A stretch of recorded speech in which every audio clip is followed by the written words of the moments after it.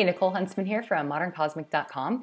In this series, we're going to go over synastry. So before you can even sort of jump into synastry, you need to have a basic understanding of kind of the four building blocks, okay? So you need to understand the zodiac signs, all 12 of them. You need to understand all 12 of the houses.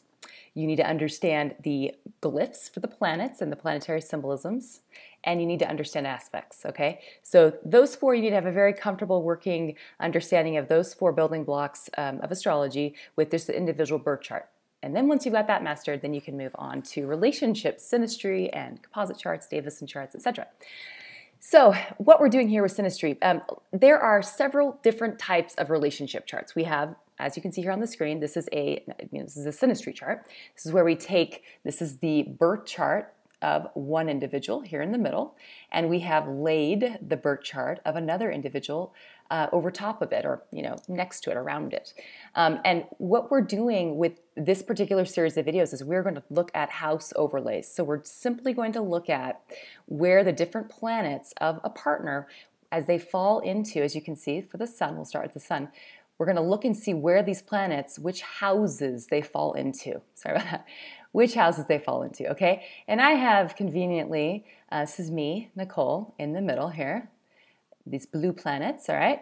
And this is Donald Trump, right around here, because he's in the news right now, and how can we can't escape him. So I thought I would do a synastry with Donald just because, why not? Okay, now with synastry, we're going to look at the different planets. As those different planets fall into the houses in your birth chart, they're going to activate the house they fall into. The planet, the partner's planet and its particular symbolism will show you how it activates this house, okay? So, for example, here with Don, we got his sun in Gemini. So you have to first take into account the fact that he's a sun in Gemini in the 10th house, okay? This has its own unique flavor. Gemini, of course, is the communicator. Gemini conjunct Uranus is the little bit free speaker. They say what they think when it's Gemini, and it gives an individual sort of, they just have their own, they march to the beat of their own drummer, which clearly he does his own thing and doesn't care what other people think, or at least that's what he says. He purports to not care what other people think, or he just has convinced himself he doesn't care what other people think. It's in the 10th house, which is the house of status, so I guarantee he cares what other people think. If he didn't care, then he wouldn't have worked so hard to be as successful as he's been in business. So take that into account. So this isn't just a sun. It's not just a Gemini sun. It's a 10th house Gemini sun conjunct Uranus. You have to look at the whole package. Now, he falls into my 10th house. The 10th house is going to be your house of status, career, work, employment. It's not employment like working for someone else. It's more your career, what you do for work. So our relationship would be one. Also, when someone falls in your 10th house, their sun or moon, this gives them an added importance in your life. It can give them a little added, if you're dating someone and their sun falls in your 10th house, it can feel like they are there to sort of guide and direct you. There can be a little sense that they're the one in charge. There can be they wear the pants kind of a thing. That can happen. So with this video, we're going to go through this whole series. We're going to go through each of the planets. I'm going to give you a brief little explanation, or sort of, this is like the cookbook version of how to interpret the planets and the houses. Remember, you need to do the further added analysis of looking at the zodiac sign that planet is in, looking at the house that it's located in, so you can get more of a flavor of how this person expresses that planet in their personality before you lay it into your chart. So and you need to understand the house for you and how important that house is in your chart, okay? And if it's an angular house, etc. So without further ado, we will continue on with the planets. On to Mercury. So Mercury is our planet of communication. It is the way that we think. It's the way that we express ourselves through our third chakra, our throat chakra. In a relationship, to really understand the importance of Mercury contacts and when they fall into your house and how you affect your partner, due to where your Mercury falls, you've really first got to understand your personal Mercury. Okay, what obviously zodiac sign is it in for you? Which house, which aspects does it make? Is it a strong Mercury, I will use myself for an example. My Mercury is in the first house. I talk quickly, I think quickly, and I am always thinking about things. I have a very active Mercury. It's in Virgo, so it's always analyzing and delineating and naming things and categorizing things, and that's just how my brain works. I would not be happy with a partner who was not, you know, my equal in that area. Okay, I would get bored very quickly. Also, a partner who appreciates you for the way. If you're someone who doesn't have a strong Mercury, which I highly doubt. If you're watching an astrology video, there's a very good chance that you have a strong Mercury because you're curious and you want to figure things out and make things make sense and put a little bit of order to the world around you. So, but let's say your partner. Maybe you have a strong Mercury, your partner doesn't. That is an incompatibility. And so look at where the Mercury, where it falls is going to be very important. It's going to show you the part of your partner's life where you bring communication. You cause them to think more about this area of their life, or you cause them to, there's more movement in that area of their life. Okay, Mercury in the first house. So when your Mercury falls into your partner's first house, the partner appreciates the way you think. Okay, the way you think and the way you communicate is in alignment with your partner's way of being. Also, there can be a tendency to sort of support one another. The person who has the Mercury, their words of affirmation sort of support and lift the house person, okay? There can be a nice stimulating exchange of ideas between these two people. Of course, you have to look at the individual Mercuries and the whole charts in general to get a real feel, but the person who has the house person, they do feel mentally stimulated and like you get them, and through your conversations, through communication and chatting with each other. If someone's Mercury falls into, or rather, if your Mercury falls into your partner's second house, you will have the ability to see very quickly, from a cerebral place, to see how someone is managing or mismanaging their finances, how they are managing or mismanaging their personal talents, and how they're managing or mismanaging, like maybe their value system. Like there could be some discussions about, for example, let's say you live together and you just bought a new couch, okay? There would be discussion about how to care for said couch. Discussion around your material goods. You would talk about things that relative to the material goods you held together. Because this is Taurus. Taurus is a consolidating zodiac sign. So there's a suggestion that conversation, if you're someone like me with a really fast Mercury, you might get a little bit bored in this arrangement if you're the Mercury person. And or your partner might feel like you need to slow down. Geez, I can't even keep up with you, kind of a thing. Okay, so it can kind of go in either direction. Now, if your Mercury falls into the third house, that's fantastic. That's the Mercury house. That's the Gemini house. So that is our house of communication. Your Mercury falls there. There's a very sparkling, stimulating exchange of ideas. And your partner is going to feel like, there's a sense of feeling sort of mentally lit up when you have this combination. It's especially helpful if you have one partner who has really strong need for air or Gemini or Mercury in their chart. If that's something that's important for them, if that's something that is a stimulus for them, then it's very helpful, and that's a mark of compatibility if your Mercury then falls into their Gemini house, their Mercury house, or one of their Mercury houses. Okay, in the fourth house, this is the house of home. This is, your Mercury falls into your partner's fourth house. You're going to stimulate in them the desire to talk about, maybe even, it could bring out this sort of comfort level in your conversations, and this ability you may have an ability to see things in them that are quite invisible to many other people, but you might be able to see them and also help them talk about things that they've kept hidden, that are sort of unconscious. There could be some really deep conversations when you put the Mercury in this fourth house. This also, on another level, can be about, in this relationship, there could be a lot of moving, actually physically moving, or an inability to kind of settle down, or a busyness around your home life. This person could bring a lot of that busy kind of energy into your actual home environment. And let's see, yeah.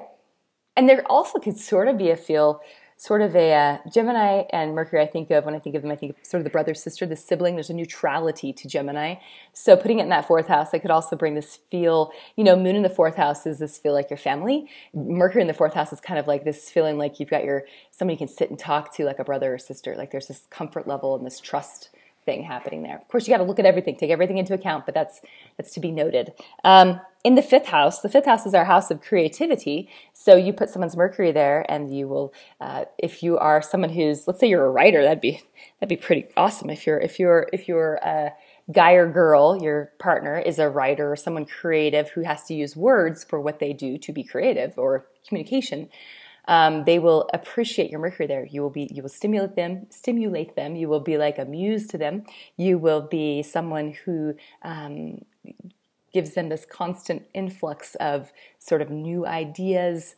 You remember, this is our Leo house, so there can be issues of competition a bit here, though, too, of, one person thinking they're right and then thinking the other person's wrong, or, being bossy, or you can kind of overlay these things on top of this this aspect as well. Okay, so if your Mercury falls into your partner's sixth house, this is your house of homework, it's the house of our chores, our day-to-day kind of getting stuff done. So this tells us that you would have the ability to sort of know how to help someone get things done, and you'd be able to communicate to them, oh, I see you're trying to change the oil in your car. I know how to do that. It's sort of practical advice, practical service, but through this arena of communication, right? So pointing out for someone, perhaps you got a coupon in the mail and you know that they need it for their oil change, so they don't have to change it themselves, and they'll end up saving them money just going and having someone else change it for them instead of them going and buying everything and spending the time to change the oil. Okay, that's kind of Mercury in the sixth house.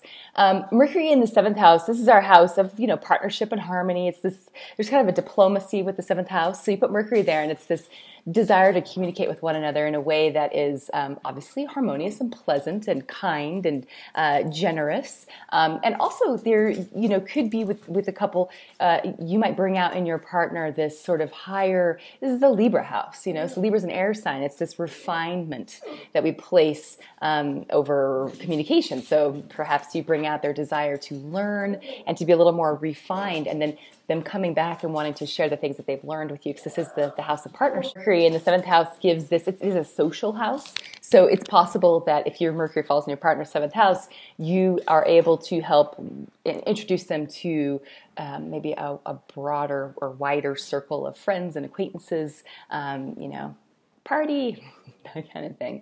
But it's, Mercury, combine that movement quality of Mercury with the social quality and the harmonizing and the human interaction quality of that seventh house. That's what you bring into this person's life. So lots of conversation, lots of talk.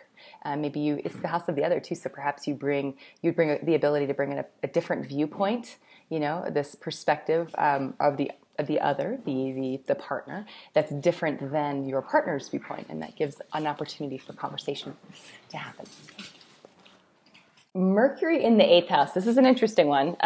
So our eighth house, of course, this is the Scorpio house.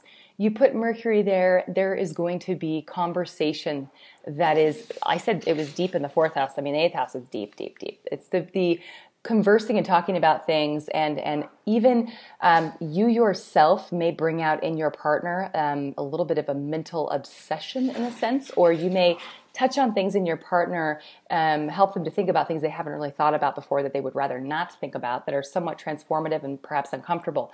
So there could be conversations that are a bit intense with this placement. If you're separated from one another, it could be that your partner's thinking of you, that there's a little bit of an obsessive sort of thought process that can happen relative to you, but you're activating their mind in a way that touches on the part of them that is relatively taboo, perhaps hidden, that they, and it can be a little titchy, it can make someone feel a little bit uncomfortable, but also sort of compelling. There's this fated quality to the eighth house, okay?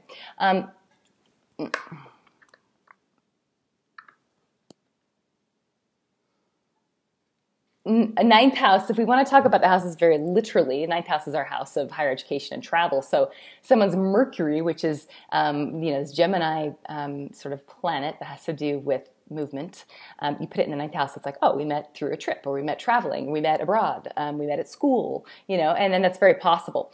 But to look at this on a deeper, sort of a deeper level, let's say Mercury in the ninth house is, if you're the Mercury, you are stimulating your partner's desire to learn about the world around us and the collective conscious body of wisdom that's part of the world around us, and you're activating that, and you'd have a lot of conversations that probably revolved around those topics: wisdom, philosophy, religion, meaning, deeper meaning, and also it just simply could definitely be that you enjoy traveling together and that you do a lot of little short trips. I think of Mercury as kind of the day trip, or like the staycation, that kind of thing together, and you definitely would want to participate in these types of things. This is also our house of the teacher, the guru, the guide. So you yourself, the Mercury person, may bring information to the house person that and bring things in a way that they've never thought about them before. And it's very stimulating. You'd stimulate their mind, their sort of that bigger mind, that the wiser part of ourselves, not just the part of us that's interested in trivial facts, but the part that takes all those facts and creates a system and a whole, and sort of steps back and looks at all of it, because it's ruled by Jupiter, and so this is like the big picture. You would bring that out in your partner. Mercury in the 10th house. 10th house is, of course, our house of status and of career. And on a very practical level, it's our Capricorn house. It's Mercury there would suggest your words would stimulate this person relative to what they're doing with their life purpose. Maybe you would be able to, with your words, you understand what it is they're trying to achieve and accomplish, and you'd be supportive of that, as long as your Mercury is like a nice, happy, healthy Mercury. If you've got Saturn in there to your Mercury, it could be good. Maybe you're good at sort of giving someone some practical, directed advice on how they can become more successful with what they're doing. And also you could simply meet through work. You might meet through work. You might meet through a situation where anything where there's an element of status and accomplishment to the way to the circumstance where you've met one another. But overall, this is kind of like your words are very inspiring to this person relative to career, or if not inspiring, they're Saturnian. They're poking and prodding someone in a way to accomplish more, perhaps. Okay. In the 11th house is our Aquarius house, our house of friendships and associations. You put Mercury there, and this to me, a few different things here. I see, first of all, 11th house covers a lot of ground. 11th house is, yes, it's our friends, it's our associations, like clubs, it's like the collective humanity. It's also science. It's also the new age. It's the fringe. It's everything beyond, it's opposite. When you think of 11th house is opposite our fifth house. The 5th house is Leo, which is very much me and my personal self-expression, right? 11th house is allowing everyone else to self-express however they want to. So that's the collective, okay? You put your Mercury there, there are going to be conversations for sure about topics that are perhaps a little bit out of the ordinary. This person, because you're the Mercury, you're going to bring out in your partner the desire to discuss things that are perhaps fringe topics or things that are outside the bounds of what they normally sort of think about.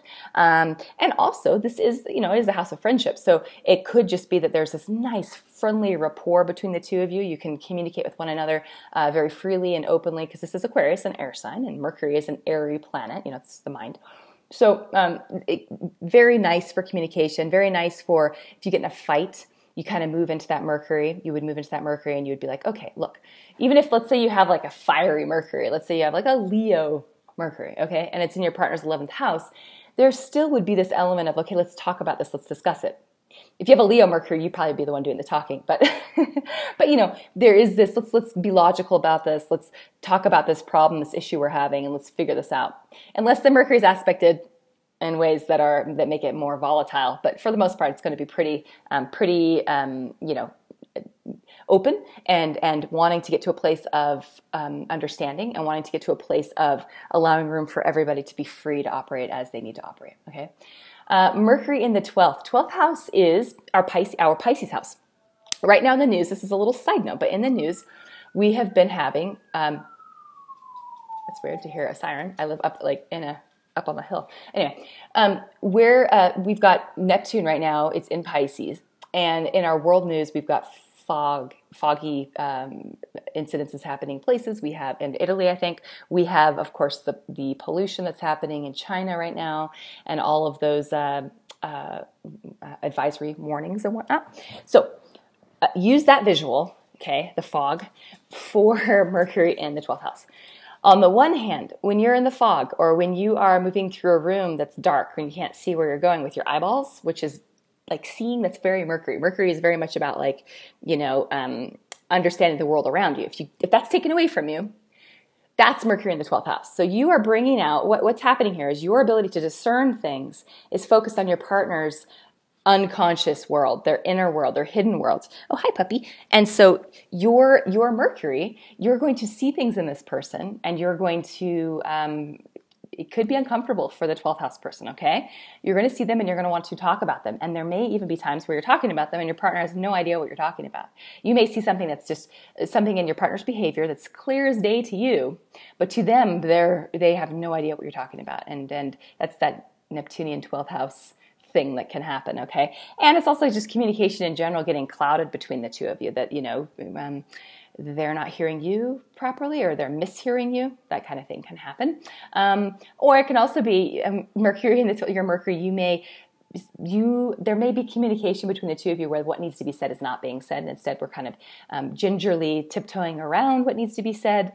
So again, look at the Mercury itself. Look at your Mercury. It's the flavor of your Mercury. If you're like me with a Virgo Mercury, and which wants to say things in a way that is to the point and practical, but also at the same time is careful to acknowledge social norms and manners and people's feelings. So, I'm definitely, my Mercury falls in someone's 12th house. I have a hard time sometimes being direct with them. Okay. So just got to look at your Mercury, first of all, and look at your partner's Mercury too, because that will show you how they receive your communication. At any rate, hope that was helpful. Mercury gets overlooked a lot of times in romantic compatibility because we're like, oh, romance. We want to focus on the butterflies and the ice cream cones and all the pretty stuff. But the Mercury is really important. I mean, there is who said this? It's like a famous quote. Is it Nietzsche or someone? Anyway, said, I'm completely paraphrasing, but he says basically the beginning, like the sex and the romance is all great and all, but you want to be with a woman who you can sit and have a conversation with, because ultimately that's what's going to end up happening. Do you want to sit and talk with this person or not? Okay, and that's your Mercury. So hope that's helpful. Tell me about your Mercuries. I like to hear. I love everyone's comments. And sorry, by the way, if I don't get back to you right away on comments, I just because I'm busy. It's not because I'm ignoring you. So I appreciate all the interaction. Okay, have a wonderful day, and on to our Venus next. Okay.